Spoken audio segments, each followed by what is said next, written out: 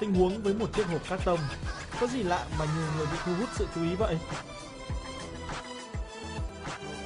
Đó chính là trong chiếc hộp phát ra tiếng mèo kêu.